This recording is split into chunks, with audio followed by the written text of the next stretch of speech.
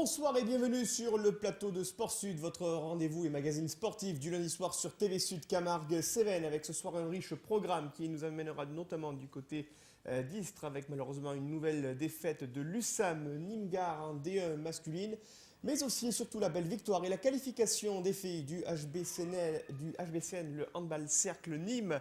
C'était samedi soir pour les huitièmes de finale retour de la Challenge Cup, l'une des coupes d'Europe de handball féminin, avec nous deux joueuses sur ce plateau. Mais avant cela, un coup d'œil sur d'autres championnats et d'autres équipes de sport collectif nîmois avec les résultats de la 16e journée de la poule 5 de Fédéral 2. Vous l'avez deviné, c'est du rugby.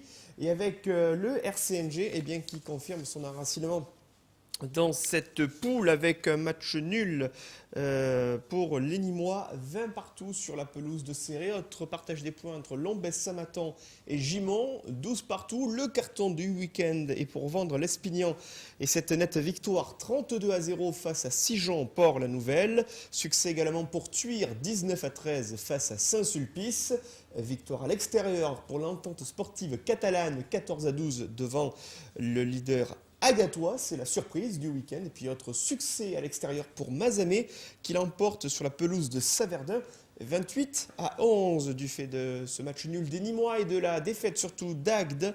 C'est le RCNG qui s'empare de la première place de cette poule 5 avec 53 points, 5 points d'avance sur Agde, donc deuxième avec 48 et la troisième place à égalité. Céré et l'entente sportive catalane avec 47 points, ferme la marche Sigean-Port-la-Nouvelle avec 5 points et puis à 29 points à la 10e et à la 11e place respectivement. On retrouve Gimont ainsi que Vendre-Port-l'Espignan. La prochaine journée se déroulera le week-end prochain, dimanche 20 février, avec la réception à Kaufmann pour le RCNG de l'équipe de Thuir. Après le rugby et le ballon ovale, place au ballon rond avec une nouvelle journée du championnat de France de Ligue 1 et la réception samedi soir au Parc des Sports d'Avignon par l'ACR, de l'équipe de Montpellier. Match qui était considéré un petit peu comme un derby, avec des retrouvailles entre Louis Nicolin et Marcel Salerno, le président de l'ACA. Deux hommes qui se connaissent particulièrement bien. Et au final, un match nul, 0 partout entre l'équipe provençale et la formation Montpellier-Rennes. Je vous propose de regarder les résultats de cette 23e journée de Ligue 1. 0 partout entre l'ACA donc et le Montpellier Hero Sport Club. Le Stade Malherbe de Caen qui l'emporte 2-1 sur la pelouse des Girondins de Bordeaux. Toujours difficile pour l'équipe de Jean Tigana d'inverser la tendance en ce début d'année 2011. Nette victoire de Monaco 3-1 sur Lorient. Score identique du côté de Marcel Picot, 3-1. Victoire de Nancy face à l'AJ Auxerre. Le Paris Saint-Germain tenu en échec au Parc des Princes, 0 partout pour le Racing Club de Lens. Marseille remporte un succès précieux à Sochaux, 2-1, notamment grâce à un doublé de Gignac. Nette victoire dans le derby entre Saint-Etienne et Lyon. C'est l'OL qui l'emporte 4-1 et qui se venge un petit peu du match aller. Et puis hier dimanche, Rennes l'a emporté 2-0 face à Nice. Nette victoire encore de Valenciennes devant Brest, 3-0. Et le leader lillois, le LOSC, qui l'emporte 2-0 face à Toulouse. Ce qui nous donne au niveau du classement toujours le LOSC en tête de ce championnat de France de Ligue 1 avec 5 points d'avance sur le Stade Rennais, 6 sur l'Olympique de Marseille. Et puis toujours aux 3 dernières places, Monaco et Lens, respectivement 18e et 19e avec 24 points, soit 15 longueurs de plus que l'ACR L'Avignon qui ferme la marche avec 9 points. Après ce match nul concédé à domicile face à Montpellier, le programme de la prochaine journée, l'ACR Avignon qui se déplacera samedi prochain à 19h sur la pelouse de l'Abbé des Champs à Auxerre. Voyez les détails de cette 24e journée de Ligue 1 et du côté des clubs locaux, Marseille accueillera Saint-Etienne et Montpellier recevra le leader Lille. Début du match entre Montpellier et Lille à partir de 17h dimanche 20 février. Et puis de la Ligue 1, on va passer à la Ligue 2, vous le savez, avec le dernier match à domicile joué un samedi après-midi cette saison.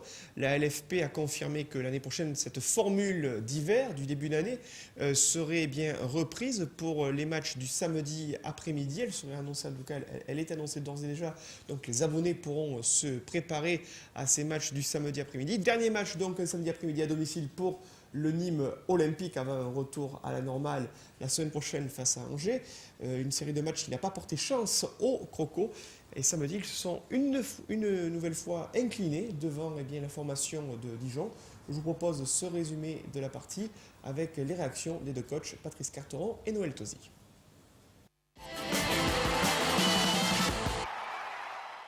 Un peu plus de 5500 spectateurs samedi après-midi au Costières pour assister au match entre le Nîmes Olympique et le Dijon Football Côte d'Or sous un soleil des plus agréables. Une rencontre débutée sur un faux rythme, mais au cours de laquelle les hommes de Patrice Carteron allaient montrer leurs aptitudes sous le regard de joueurs nîmois parfois trop figés. Pourtant, à la demi-heure de jeu, ce sont bien les Crocos qui se créent une occasion des plus franches, avec une déviation de Hagui, idéalement exploitée par Adou, qui adressait un centre parfait à Niflor, trop court pour reprendre la balle. Réaction des Dijonais 8 minutes plus tard avec ce corner frappé par Berenguer et puissamment repris de la tête par Ribas qui allait trouver la main ferme et décisive de Butel. Une occasion franche également en faveur des Nîmois à 1 minute du repos avec un bon travail de Bénézé dans la défense dijonnaise pour un caviar adressé à Niflor mais dont la tête trouvait finalement le poteau de Padovani. 0-0 à la mi-temps et des sifflets pour accompagner les joueurs au vestiaire. Protestation qui allait s'intensifier en deuxième période avec une meilleure entame des visiteurs et un ballon idéalement exploité par Cáceres, totalement esselé, et qui ajustait Butel d'une frappe croisée à la 52e minute de jeu. Malgré une timide réaction des Crocos, c'était encore les Dijonais qui allaient s'illustrer par l'intermédiaire de Badiane et avec Ribas comme finisseur d'un tir du plat du pied, permettant aux Blancs de doubler la mise à la fin du temps réglementaire. C'est vrai que c'est une victoire qui nous fait beaucoup de bien. J'avais décidé d'accorder aux 11 de départ de la semaine passée une revanche. Et on a su être solidaire dans les moments difficiles. On a eu le petit brin de réussite qu'on arrive à avoir quand on est dans un certain état d'esprit. Après, je dirais que sur l'ensemble du match, ce succès me semble malgré tout mérité. Score final 2-0, deuxième défaite consécutive à domicile pour le Nîmes Olympique et troisième revers en championnat depuis le début de l'année 2011. Les Crocos, qui n'ont plus marqué de but depuis leur déplacement à Châteauroux, mais le coach nîmois entend rectifier le tir. On va commencer à réagir dès le match Angers. Dijon a eu une contre-performance à domicile contre Istres. On a vu la vidéo, ils ont été minables. Aujourd'hui, ils ont été très bons. Donc nous, on va faire la même chose maintenant, mais dès vendredi prochain. Peut-être de jouer à 20h, ça va nous faire aussi un petit peu plus de bien. Les matchs à 15h, on ne les a pas digérés. Donc, c'est pas ça qui a fait. Mais bon, on va réagir. Une réaction impérative pour les hommes de Noël Tosi. Vous l'avez compris, qui se déplaceront vendredi soir sur la pelouse du SCO d'Angers. Autre réaction, celle du gardien de but du Nîmes Olympique, Ludovic Butel, qui a sauvé à plusieurs reprises son camp. Cela n'a pas été suffisant. Je vous propose de l'écouter.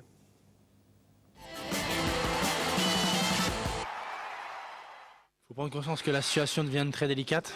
Donc voilà, il faut lever la tête et travailler, mais avoir confiance qu'on est en danger. Ça fait 3 défaites de suite.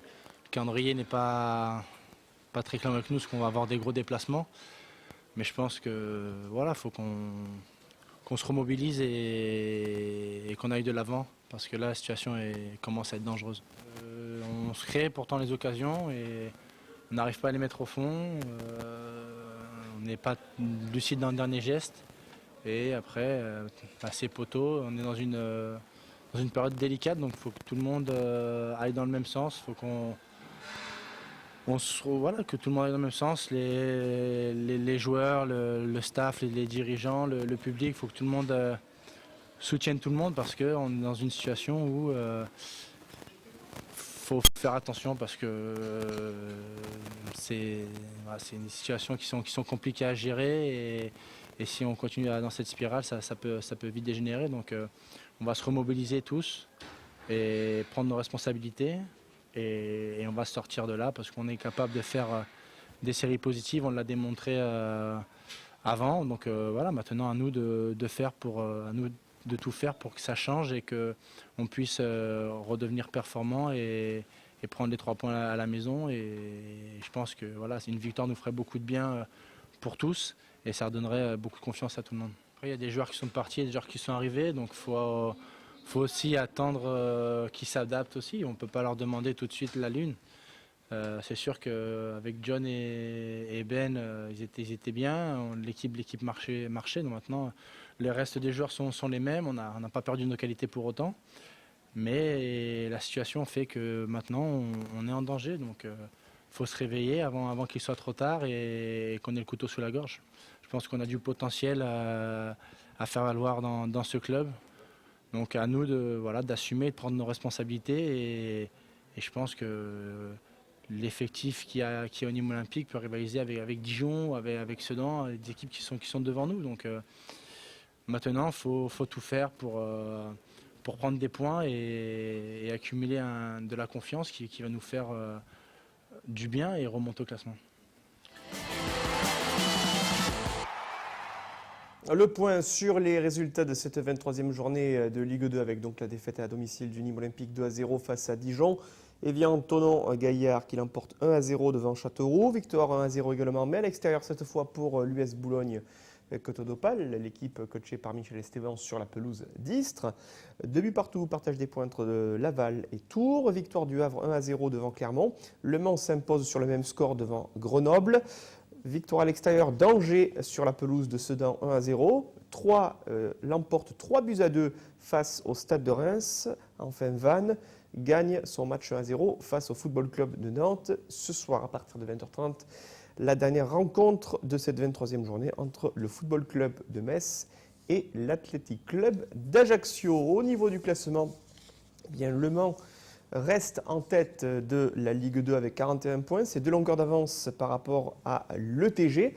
Le Havre apparaît en 3e position avec 35 points. Nombre de points identiques avec Boulogne-sur-Mer, l'équipe de Michel Esteban qui pointe au pied du podium. 34 points pour Sedan, pour Tours et pour Ajaccio. 8e, Troyes avec 33 points. De longueur d'avance par rapport à Dijon qui est 9e, ainsi que pour Istres. 30 points pour Nantes et Angers. 13e, Clermont, le futur adversaire à domicile du Nîmes Olympique dans 15 jours avec 29 points. Laval est à la 14e place avec 28 points. 27 points pour le Nîmes Olympique et pour Châteauroux, respectivement 15e et 16e. C'est 3 points de plus seulement que le premier club en position de relégation, à savoir Vannes, qui compte 24 points, 19e Metz, 23 points, et enfin Grenoble ferme la marche avec 20 points. La présentation de la 24e journée et le retour des matchs le vendredi soir à partir de 20h. Ajaccio, Evian Thonon-Gaillard, Angers qui recevra donc Nîmes, Châteauroux, Laval, Clermont qui accueille Sedan, Dijon, Le Havre, Grenoble qui recevra Istres, Nantes accueille Metz, Reims, Vannes, Tours, Troyes et enfin le lundi 21 février à 20h30, Boulogne-sur-Mer accueille Le Mans. Voilà en ce qui concerne la présentation de la prochaine journée de Ligue 2. Une courte pause et puis juste après celle-ci, on se retrouve en plateau avec nos invités pour évoquer toute l'actualité du handball, l'USAM et la belle qualification en Coupe d'Europe du HBCN.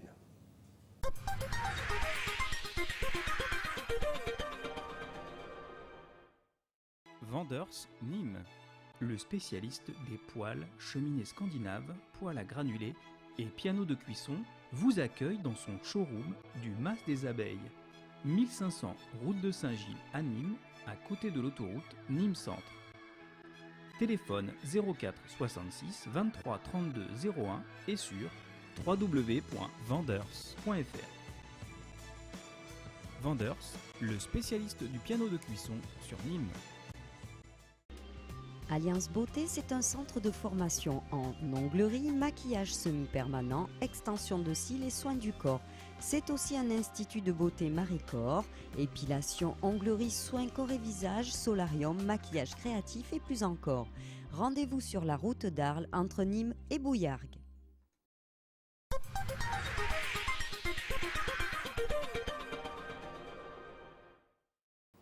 De retour sur le plateau de Sport Sud avec une large page dédiée ce soir au handball, à la fois le championnat de D1 masculine, mais également la préparation de la prochaine journée de D1 féminine. Retour sur les résultats de Bouillargues, belle victoire ce week-end face à Angoulême, et puis surtout la victoire du HBCN sur laquelle nous reviendrons en dernière partie d'émission avec nos invités, notamment présentes ce soir en plateau. Tout d'abord Sophie Herbrecht, bonsoir. Bonsoir. Merci d'avoir accepté notre invitation. Un plaisir. Et puis à vos côtés, on retrouve Lenka Kisuchanova. Bonsoir. Bonsoir. Merci d'avoir répondu à notre invitation également pour revenir en image sur cette belle victoire et la qualification pour les quarts de finale de la Challenge Cup. On y reviendra tout à l'heure également. Face à vous, mesdemoiselles, le directeur technique de l'USAM, Dimgar, Jérôme Chauvet. Bonsoir. Bonsoir. Avec vous, on va revenir un petit peu sur la situation du côté du club gardois. La défaite d'un tout petit but, c'était samedi sur le parquet d'Istres. Un match qui laisse des regrets, bien évidemment, mais aussi qui laisse entrevoir des possibilités d'un avenir meilleur, peut-être, pour les matchs retour, avec toujours la quête de cette première victoire en championnat. On le souhaite en tout cas. Avant cela, on va jeter un coup d'œil sur les résultats de la 14e journée de Division 2 féminine. On savait le groupe de Bouillargues amoindri du fait des blessures. En tout cas, les handballeuses gardoises se sont admirablement comportées samedi soir dans leur salle. En accueillant, je disais Angoulême, c'est la mode Servolex en fait. Le déplacement à plein de cul que ce sera pour la semaine à venir. Bouillargues qui s'est imposé 27-20 face à la mode Servolex. Celle-sur-Belle qui s'est imposée d'un but 20-19 face à Plan de Cuc. Mérignac s'impose 27-26 devant Bègle. Noisy-le-Grand est défait à domicile par Octeville 31-25. Autre victoire cette fois-ci à domicile pour l'ASPTT Nice 39-32 face à Angoulême. Et puis 10 buts d'écart en faveur d'Abbeville 19 devant Chambray. Ce qui nous donne au niveau du classement une belle remontée des Bouillarguaises à la 10e place. L'équipe de Marc Villeberger qui a tout fait pour se sortir de cette zone rouge avec 4 points qui séparent l'équipe gardoise de la 9e place Angoulême qui s'est inclinée à Nice. Les Bouillarguaises qui se déplaceront la semaine prochaine chez la Lanterne Rouge, à savoir Plan de Cuc, qui vous le voyez figure 13e et dernier avec 18 points. Ce sera le programme de cette 16e journée du championnat des deux féminines. On le voit, Sophie Arbrecht, avec de la volonté, sans baisser les bras, même si on a des blessés qui sont à l'infirmerie, une équipe peut sortir de situations particulièrement compliquées, et Bouillargues l'a prouvé ce samedi. Tout à fait, oui, ça fait partie du jeu et du sport, les blessures, donc il faut faire avec, et on s'entraîne dur pour ça, justement, pour pouvoir pallier à ce genre de difficultés, et la preuve, c'est que ça travaille bien et que les résultats sont là. 7 buts d'écart, on l'a dit, en faveur de Bouillargues samedi soir. Jérôme Chauvet, est-ce que vous avez été, on l'imagine, heureux d'apprendre cette nouvelle ? Heureux à plusieurs titres, puisque j'ai entraîné pendant une saison le club de Bouillargues, donc voir le club de Bouillargues se sortir un petit peu de la zone des relégables, j'en suis enchanté. La deuxième chose, c'est que Marc Villeberger est mon ami. Donc tout le travail qu'il arrive à effectuer auprès des jeunes pour essayer d'optimiser un petit peu son groupe. Depuis le début de la saison, il a eu beaucoup de blessures sur des joueuses majeures, en l'occurrence Chloé Villemot, qui a été une artilleuse, je crois, ce week-end, puisque je crois qu'elle marque 7 ou 8 buts, qui n'était pas là depuis longtemps. Il y a Cafélou Gomis, qui a une fracture du poignet, donc qui est absente.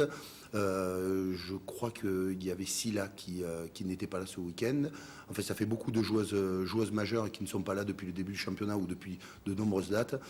Mais en même temps, le fait d'avoir des blessures laisse toujours la possibilité à d'autres joueuses qui, si ces joueuses majeures étaient là, ne joueraient pas, de montrer le bout de leur nez. Et apparemment, ces joueuses, c'est ce qu'elles font. Et tant mieux pour le club de Bouillargues. Alors, on vous connaît en qualité de directeur technique de l'USAM depuis maintenant quelques saisons. Quel est votre rôle exactement au sein de l'organigramme par rapport aux autres équipes ? Ben moi, en fait, je supervise, je chapeaute tous les entraîneurs et toutes les catégories du club. Donc, dans la mise en place de qui entraîne qui dans les différentes catégories. Mon rôle a été de fixer les objectifs de formation par catégorie et tous les contenus de formation au sein du club et de mettre en place, je dirais, un cursus de formation. Alors, le mettre en place, c'est un bien grand mot parce que le club de l'USAM est structuré depuis de nombreuses années, mais ça a été faire quelques réajustements, modifier un petit peu quelques placements de différentes personnes et d'animer, je dirais, tout au long de la saison et d'arbitrer des fois sur des joueurs qui doivent évoluer à moins de 16 ou à moins de 18 nat au fil de l'année. Quel est le meilleur moment pour ces joueurs? Donc c'est tout mon rôle tout au long de l'année. Et je cumule en manageant l'équipe réserve du club, donc qui est l'antichambre, je dirais, de l'équipe première. Donc d'essayer de continuer avec Romuald Notari qui est sur le centre de formation, avec qui je travaille au quotidien, d'essayer de former ces futurs professionnels pour qu'ils alimentent notre équipe Fagnon. Comment s'est passé le match de ce week-end pour l'équipe réserve? Pour l'équipe réserve, pas très bien, puisque nous avons perdu d'un but. Malheureusement, on a fait comme notre équipe première. Un match un peu difficile, dans une période un peu difficile, parce qu'un peu au même titre que le club de Bouillargues, mon groupe et le groupe de l'équipe première avec toutes les blessures, j'ai des jeunes joueurs talentueux qui sont aspirés dans l'équipe première, mais ça on ne va pas s'en plaindre puisqu'on travaille pour. Donc de les voir évoluer, de bien les voir évoluer au sein de l'équipe première, c'est une très bonne chose et on s'en réjouit. Parce que l'USAM est un club formateur. Hein. Exactement. Donc, mais en même temps, ça nous a amputé un petit peu de ces joueurs majeurs dans l'équipe réserve pour aborder ce match à Châlons, qui a été un match, je dirais un match que l'on s'est rendu difficile, parce qu'il y avait largement la place. Mais bon, voilà, on est dans une période, après une période faste dans la première partie du championnat, où actuellement les choses sont un petit peu plus difficiles. C'est des choses auxquelles on s'attendait en voulant faire postuler notre équipe réserve au niveau de la Nationale 1. On savait que ça allait être une année difficile, mais c'était une année test aussi pour certains joueurs de les voir se confronter à ce niveau-là de la compétition. Donc voilà, on est, je dirais, dans ce qu'on voulait faire avec les joueurs. Et dans le cadre de la 13e journée du championnat de France de DM masculine, eh bien, l'équipe première de l'USAM était en déplacement du côté d'Istres, un match de tous les espoirs aux enjeux capitaux. Les Nîmois ont cru en la victoire, la première de la saison. Malheureusement, le mauvais sort s'est une fois de plus acharné contre l'équipe dirigée par Laurent Puisségur. Je vous propose un résumé de cette partie entre Istres et l'USAM Nimgar. Le reportage est signé Nicolas Penchino. C'était la dernière journée des matchs allés de la première division et c'était également la dernière chance pour l'USAM de gagner au moins un match dans cette première phase de championnat. Les hommes de Laurent Puisségur se déplaçaient à Istres ce week-end pour rencontrer l'équipe de l'ancien Nîmois Christophe Mazel. Ces derniers évoluent dans la partie supérieure du milieu de tableau après une première moitié de saison au-dessus des objectifs. Les Nîmois, qui étaient quasiment au complet, ratent leur entame de match et à la 10e minute, ils sont déjà 5 longueurs derrière, 8-3. Mais c'était peut-être un peu vite enterré les Nîmois que de croire qu'ils n'avaient plus leur place dans l'élite française. En quelques minutes, les Usamistes infligent un 7-0 aux Istréens. Au centre, sur les ailes des 9 mètres, les Nîmois sont partout. À la 20e minute, les équipiers de Jean-Philippe Ahon mènent 12-9. Et ce n'est pas fini. Malik Boubayou s'illustre. Franck Junillon trouve ses repères. Les Istréens subissent. La mi-temps est sifflée sur le score de 18-13 pour Nîmes.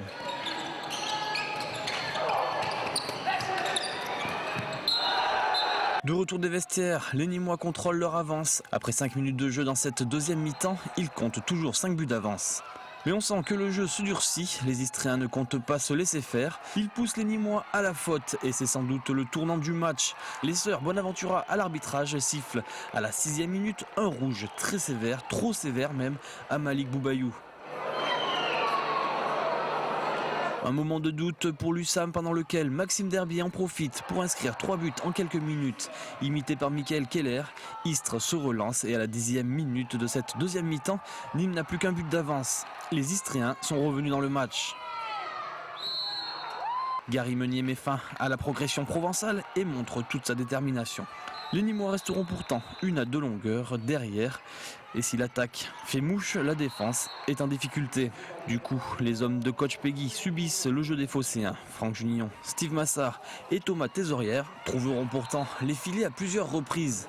Les Nîmois reviennent à 1 but à 1 minute de la fin du match après une action décisive de Jean-Philippe Aron. Mais le score en restera à la fin du match, 32 à 31 pour Istres.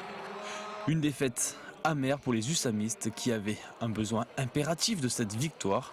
Quand bien même ce n'était pas pour le classement, au moins pour mettre un terme à la série noire.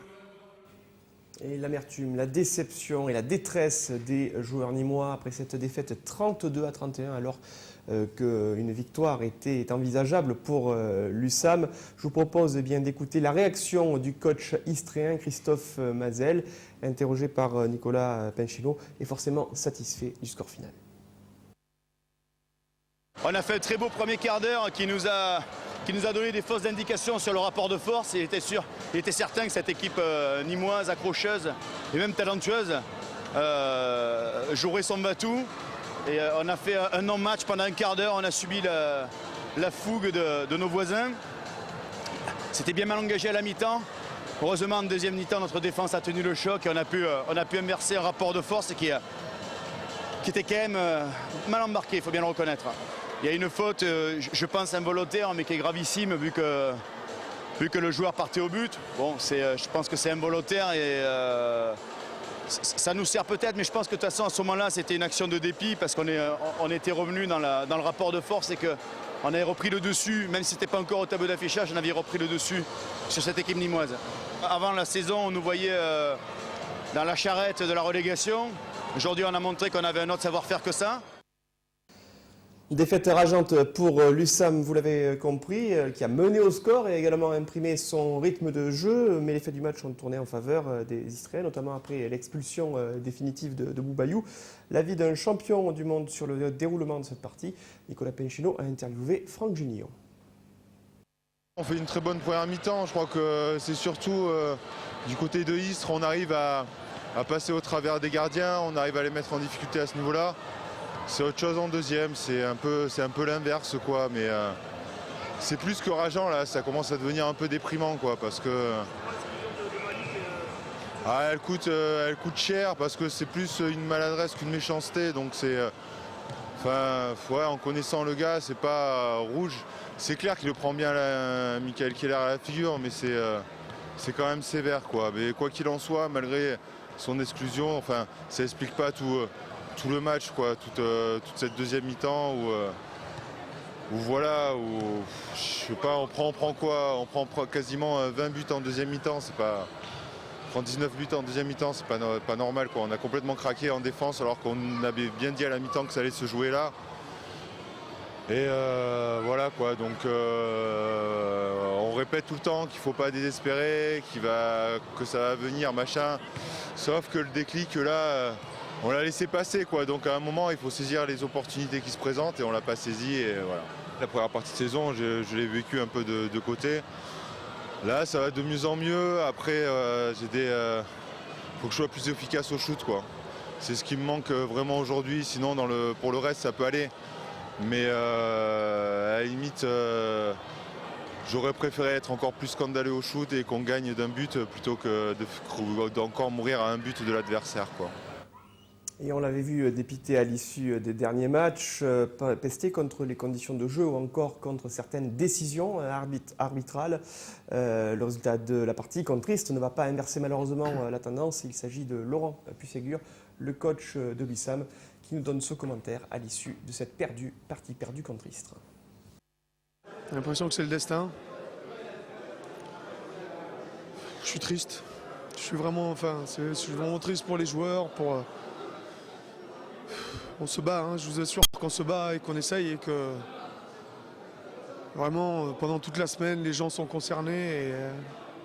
Mais voilà, toujours un petit truc qui va pas, un carton rouge. Et voilà. Ouais. On savait qu'ils allaient revenir. On avait eu un gros temps fort sur la première mi-temps. On savait que ça allait pas durer et que ne serait-ce qu'offensivement, on allait avoir beaucoup plus de mal. Mais bon, le fait que Malik soit plus là au bout de 10 minutes en deuxième, ça a été compliqué. Voilà, ben maintenant on va remettre le travail sur l'ouvrage sur le travail, comme vous voulez, et puis on va continuer à bosser, et puis on va aller la chercher cette victoire. Hein. Le problème, c'est qu'à chaque fois on est à côté, quoi. On est à 1-2 buts, quoi. Faut se rendre compte de l'état psychologique des gars quand ça fait 6 matchs qu'on joue et 6 matchs qu'on perd d'1 ou 2 buts sur les money time. Alors après, ils ont des choses à se reprocher, oui, mais psychologiquement, pensez à eux dans la semaine, quoi. Quand à chaque fois on bute au pied des marches et qu'on n'y arrive pas, quoi. Donc je crois que là, le plus important, c'est vraiment de rester solidaire, de rester unis. Et puis d'essayer de continuer et d'aller vers l'avant. Ouais. De toute façon, maintenant, je crois qu'il ne manquera plus qu'un miracle pour qu'on reste, quoi. Donc pas trop regarder le score et essayer de jouer et de s'amuser, quoi, de se faire plaisir. C'est extrêmement usant. C'est extrêmement usant. Et oui, le côté usant de ces défaites consécutives pour l'USAM, vous allez le voir sur le tableau des résultats. Revers 32-31 sur le parquet d'Istres dans le cadre de cette 13e journée de D1 masculine. Sur les autres résultats, Saint-Raphaël s'est imposé 36-21 face à Nantes. Un partage des points 26 partout entre Toulouse et Dijon. Le Tremblay en France s'impose 22-21 face au Paris Handball. Victoire de Dunkerque 33-24 face à Cesson. Victoire de Chambéry sur le parquet d'Istres 35-33. Et enfin, Montpellier s'impose à Saint-Cyr 29-26, ce qui au niveau du classement nous donne toujours Nîmes dernier avec 4 points de retard sur le Paris Handball. Est-ce que vous aviez déjà connu, Jérôme Chauvet, une équipe qui, à l'issue des matchs allés, n'a toujours pas remporté de première victoire? Non, jamais. Je peux pas dire autre chose, jamais, puisque de toute façon, cette année, l'année précédente, c'était la première fois de l'histoire du club où l'USAM était dans la zone de relégable. Puisque la seule fois où le club est descendu en deuxième division, c'était pour des raisons financières. Mais lors de cette saison, de la dernière saison précédente, on avait été maintenu très largement en première division. Donc ça fait 2 saisons où on est dans cette zone-là, et cette année encore au plus puisqu'on est dernier. Voilà. Donc non, c'était une situation que l'USAM n'avait jamais connue. Demain, il va y avoir un sacré rendez-vous à 20h à la salle du Phare à Chambéry, l'ogre de Chambéry, on peut dire. Est-ce que finalement, lorsqu'on voit aussi le résultat, le revers, certes, des Nîmois à Montpellier, qu'on joue plus décomplexé devant les leaders du championnat? Toujours. Toujours. Et à la rigueur, moi je dirais que à la suite de cette dernière déconvenue du match d'Istres, c'est certainement la meilleure chose qui puisse arriver aux joueurs de l'USAM et aux coachs. C'est-à-dire qu'ils se déplacent à Chambéry sans aucune pression dans le tableau de marche initial, je dirais. Chambéry n'était pas sur les tablettes d'une victoire. Aujourd'hui, comme Laurent Pusségur le disait, je pense qu'il faut essayer de se faire plaisir. Et je pense que depuis 2 ans, les gens ne se font pas totalement plaisir en jouant au handball. Ils essayent de travailler, ils travaillent très sérieusement. Je ne peux que l'attester. Je suis présent à toutes les séances. Je vois bien que dans les aspects techniques, tactiques, beaucoup de choses sont travaillées, et c'est assez juste. Sinon, l'USAM, sur tous les matchs qu'ils perdent d'un but, n'arriverait pas à réaliser ce genre de performance. On serait plus dans des matchs où on prendrait 5, 6, 7, 8, 10 buts à la rigueur. C'est pas le cas. Je pense que ce qui a fait la différence pendant de nombreuses années, et peut-être qu'il n'y est, et c'est pas peut-être, c'est sûr, ce qu'il n'y est plus, c'est un certain état d'esprit. Un certain état d'esprit, non pas que de la bagarre, mais du plaisir humain de vivre des choses ensemble, d'écrire une histoire ensemble. Et tout bête, c'est un petit peu le revers de la médaille, actuellement à l'USAM, c'est mon avis, de ce que le professionnalisme génère dans le sport, c'est-à-dire quelque chose d'un peu aseptisé. Où les rapports humains ne sont plus aussi pleins et aussi vrais que ce qu'ils pouvaient être dans un handball amateur. Non pas que je sois content et que je veuille revenir en handball amateur, mais c'est une constatation que je fais personnelle, c'est que les contrats, l'argent, la médiatisation, etc., aseptisent les rapports humains. Et ces rapports humains, ce plaisir, cette sublimation que les Nîmois avaient depuis des années, ça manque beaucoup aujourd'hui à l'USAM. Et aujourd'hui, avec les petits moyens financiers dans le paysage handballistique de la ligue professionnelle, dans les petits moyens que l'USAM a, c'est certainement ce qui manque. On manque d'argent, on manque de joueurs, mais ça, c'est pas la première année que l'USAM le vit. Par contre, il y a un ingrédient, je pense, qui manque, qui ne manquait pas dans les autres années, c'est du plaisir, c'est de la passion. Et retrouver aussi le moral pour redonner la confiance à ce groupe. Mais je pense que c'est autour du plaisir, autour des rapports humains. Quand quelqu'un prend du plaisir à vivre avec son coéquipier de jeu en dehors du terrain pour faire d'autres choses. Il me vient plein, je vois les filles du HBCN en face de moi. Cette semaine, je lisais dans la presse, dans le Midi Libre, que des filles font de la peinture ensemble en dehors. C'est des signes forts, ça. C'est-à-dire que des gens font des choses ensemble en dehors du terrain et sur le terrain. Oui, que le collectif ne soit pas uniquement sur le parquet. Ça ne suffit pas. Ou alors il faut des moyens financiers, sportifs, que l'USAM n'a pas.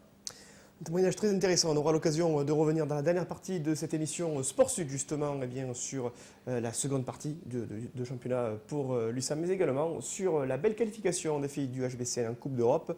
Tout cela, c'est après une courte page de publicité.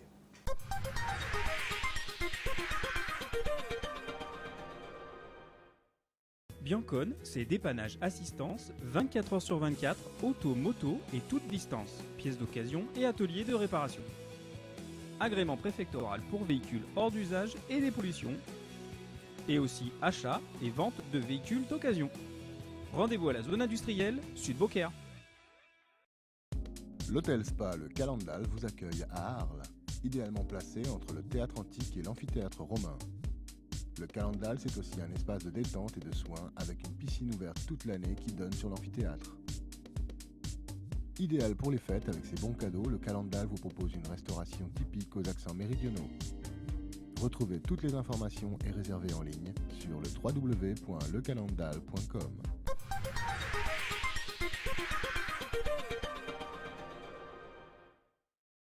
De retour sur le plateau de Sport Sud pour la dernière partie de cette émission et on focus sur la qualification du HBCN pour les quarts de finale de la Challenge Cup, l'une des Coupes d'Europe de handball féminin avec nos invités en plateau, Jérôme Chauvet, le directeur technique de l'USAM Nîmes-Gard et puis les deux joueuses du HBCN, Sophie Arbrecht ainsi que Lenka Kisuchanova. Pour revenir sur cette qualification, beaucoup de satisfaction.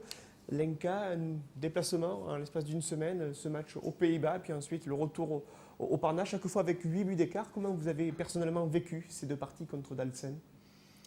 J'ai bien vécu parce qu'on a gagné tous les deux matchs, donc je jouais avec plaisir. Mais pour moi, c'était aussi une obligation parce qu'on a quand même une meilleure équipe. Donc je suis contente de gagner, mais c'était une obligation. Ouais. Quel a été votre regard justement sur le niveau de jeu proposé par cette équipe néerlandaise? Le niveau hollandais, il est quand même plus bas que notre niveau, comme le championnat en France, mais c'est vrai que le match au début il était quand même difficile parce qu'on ne savait pas beaucoup comment on joue, mais après on a bien joué, on a fait tout ce qu'on devait faire et on a pris les cartes, on a gagné le match. On imagine que pour vous, Sophie, il y avait aussi la joie de retrouver l'équipe. Oui, ça faisait 2 mois que j'étais sur la touche. Je regardais à la télé les matchs. Donc ça fait plaisir de revenir. Ça fait plaisir de revenir à ce moment-là parce qu'il y a la qualification, parce que c'était le match, je pense, qui me convenait le mieux pour reprendre, comme il y avait déjà un petit peu un écart au match aller. Donc tout s'est bien passé pour ma reprise et j'ai repris quelques sensations. Je me suis fait plaisir aussi. Donc pour moi, ça a été un très bon week-end. Allez, un retour sur le résumé de cette partie, 8e de finale, retour entre le handball cercle Nîmes et Dalsen. À l'aller, les Nîmois s'étaient imposés de 8 buts. Le score final du retour a été le même. Je vous propose le résumé de cette rencontre.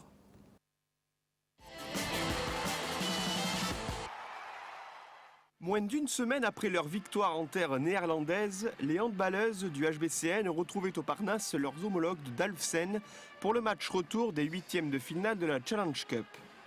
Une rencontre débutée tambour battant par les joueuses de Richard Kuitger qui, comme à l'aller, ont imposé un rythme des plus soutenus en première période. Un défi physique qui s'est traduit par de nombreuses fautes, pas toutes sifflées par le duo d'arbitres moldaves. Oui, c'est sûr, c'est vraiment physique, elles font d'énormes fautes, de grosses fautes. Et donc c'était important ce soir qu'on ne se blesse pas. Donc voilà, on a essayé de faire attention quand même parce qu'on savait vraiment qu'à moins 10 ou à plus 10, elle lâche pas, elle lâche rien du tout. Donc voilà, c'est vrai que c'était très physique. Ouais. On a vu avec Maureen, notre copine, elle s'est fait mal au nez, la pauvre, elle s'est pris un gros coup de coude et j'espère que ça va aller pour elle. J'ai vu la retransmission à la télé, donc je savais que ça allait être agressif. Puis je connais aussi le jeu néerlandais. J'ai l'habitude de ce jeu très, très engagé, très physique. Donc on a serré les fesses, comme on a dit. Et puis nous aussi, on est allé un petit peu plus fort et c'est passé. Avec 4 tirs victorieux au même titre que Chloé Bulleux et Camille Aiglon, Sophie Herbrecht fait partie des meilleures buteuses nîmoises de la partie. Comme à l'aller, 9 joueuses du HBCN ont trouvé au moins une fois le chemin des filets. Une régularité au tir qui a toutefois été contrariée par la réussite de la gardienne néerlandaise Annick Lipman, auteure de 16 arrêts sur 43 tirs, dont certains particulièrement spectaculaires en première période. Sur la même mi-temps, son homologue nîmoise, Katharina Bralo, n'a elle aussi pas démérité, avec 15 arrêts sur 28, soit 53% de réussite. Le tableau d'affichage indiquant un score de 13-10 en faveur des Nîmoises à la mi-temps. Au retour des vestiaires, ce sont des joueuses remotivées et mieux organisées dans la construction du jeu qui allaient faire la différence et creuser l'écart, parfois avec 9 buts d'avance. À l'issue de la seconde période, le HBCN gardait la main pour l'emporter finalement 27-19, soit 8 buts d'écart en faveur des Nîmoises, exactement comme au match aller. Je suis bien contente de cette qualification en quart. C'est vrai que tu reviens de là-bas avec une victoire de 8 buts. C'est difficile. Par contre, ce que je leur ai dit aux filles, c'est que justement, on doit rester rigoureuse dans ce qu'on doit faire. Et elles montraient avec le retour de Sophie ce soir qu'on a la possibilité de marquer beaucoup de buts, d'encaisser peu. Et il y a eu des situations de match en attaque qui nous ont fait beaucoup plaisir parce qu'il y a eu un jeu en continuité. C'est sur ça ce qu'on veut tendre et surtout de ne pas encaisser en défense. On a assuré la victoire, on a gagné, c'est le principal. Et puis on a pu tourner, tout le monde a joué, on s'est fait plaisir. Donc on est contente quoi. On s'était déjà bien parti après le match aller, mais là on s'est fait plaisir. Ça n'a pas été super joli à voir, mais en tout cas on a été tout à 100%. Ça a été un match dur au niveau de l'engagement physique, ça a été très agressif.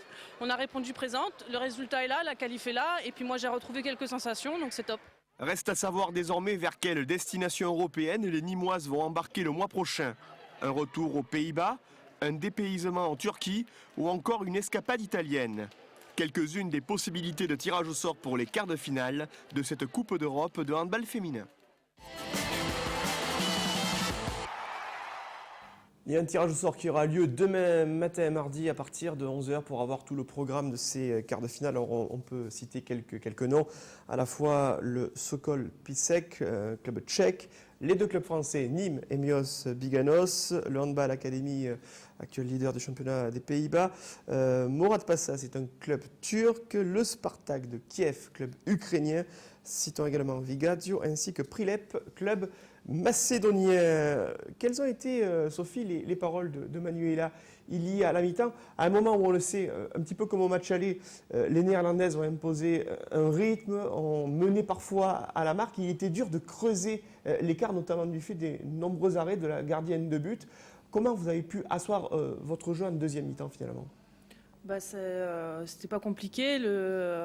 Voilà, nous aussi, on s'était rendu le match difficile en première mi-temps, donc c'était à nous d'inverser la tendance, notamment sur les pertes de balles, énormément de pertes de balles en première mi-temps qui doivent pas exister, des échecs au tir, des immanquables comme on appelle, qui justement devraient être au fond. Donc c'était en changeant plein de petits détails comme ça qu'on pouvait passer petit à petit devant, et c'est ce qu'on a réussi à mettre en place en deuxième mi-temps. Parfois, les coachs de handball disent, lorsque le gardien adverse fait beaucoup d'arrêts, que les attaquants de sa propre équipe, finalement, font briller le gardien. Est-ce que Manuela Illy vous a dit ça, ou quand même Annick Lipman a fait quelques arrêts vraiment de grande catégorie ? Non, elle a très bien joué, il faut le dire. Quand aussi une gardienne fait des arrêts, c'est pas forcément que les tireuses tirent mal, mais aussi que la gardienne, elle fait un très grand boulot. Donc c'était à nous de faire en sorte de changer nos impacts, d'être un petit peu plus précises ou de tirer un petit peu plus fort pour arrêter cette dynamique. Et voilà, je pense qu'on s'est ressaisi à la mi-temps, même si on a continué à avoir pas mal d'échecs, on s'est ressaisi et c'est passé au bout d'un moment. Être plus efficace au tir et effectuer quelques ajustements au repos, tel était bien le choix pris par Manuela Illy. Je vous propose de l'écouter.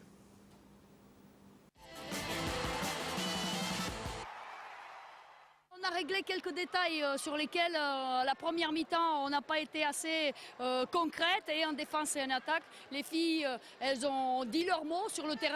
Nous, on fait que les accompagner dans leur travail sur le terrain, et elles étaient parfaites la deuxième. Un entraîneur va vous dire toujours qu'on va pouvoir encore monter. N'oublions pas qu'on a eu quand même un gros changement par rapport à notre base arrière, qu'il y a notre nouvelle joueuse qui vient depuis quelques semaines, il y a Sophie Herbrecht qui rentre sur le terrain maintenant. On peut encore mieux faire, et je suis contente de ça, parce que tant qu'il y a du potentiel et envie de travailler, on peut arriver loin.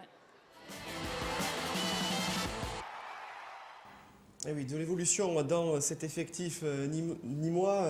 Manuela Eili, Lenka faisait référence notamment à l'arrivée de Nina Jiricek justement sur la base arrière. Comment vous sentez justement l'équipe évoluer, à la fois dans sa façon de jouer et puis aussi dans son efficacité? C'est vrai que c'est complètement différent, elle joue un peu différent comme Sophie, mais au début c'était un peu difficile parce qu'on ne se connaissait pas, donc en attaque il fallait qu'on parle beaucoup. Pour elle c'était difficile parce qu'elle ne comprenait pas ce que Manu lui a dit. Mais on a essayé un peu de communiquer parce que je parle un peu croate, donc je lui ai expliqué comment faire. Mais je pense qu'elle a besoin encore un peu de temps pour s'intégrer dans l'équipe. C'est vrai qu'elle est arrivée après 6 mois que le groupe travaille ensemble, donc c'est toujours difficile.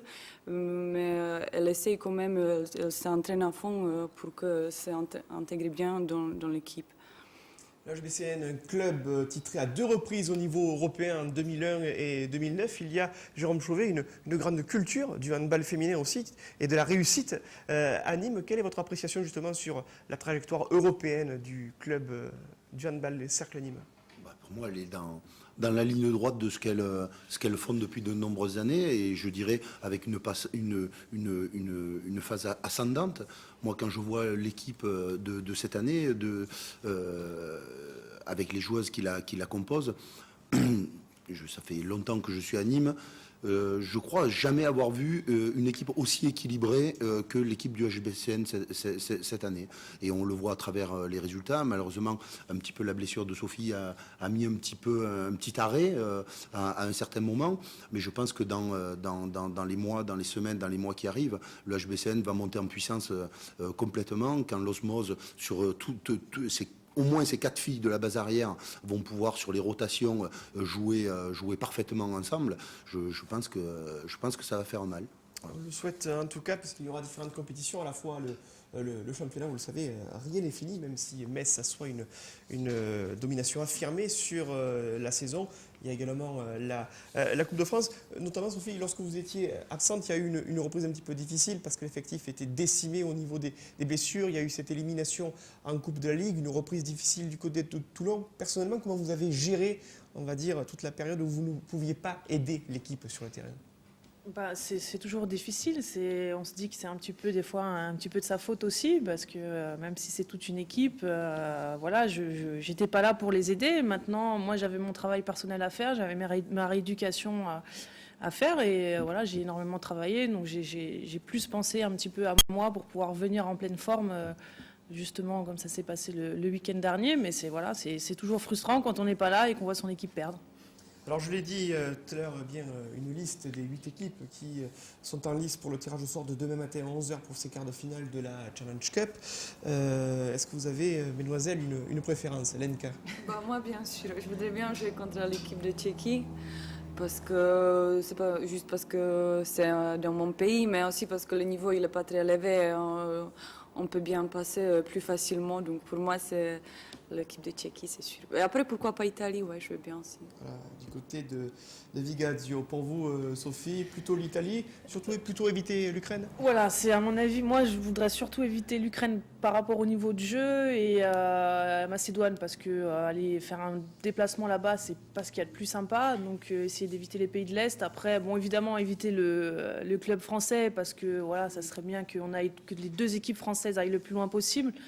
Après, moi, ça m'est égal, mais ouais, essayer d'éviter l'Ukraine ou la Macédoine, ça serait pas mal. Que le club français, ça ferait un trop plein de rencontres contre Nios Biganos, puisque il y a également un match en coupe. Après, aussi un autre match récent en championnat. Tiens, puisqu'on parle du championnat, on va jeter un coup d'œil sur le programme de la 15e journée, avec d'ores et déjà une rencontre qui a été remporté vendredi soir par Fleury-les-Aubrais, 38-26. C'était face à Cergy-Pontoise.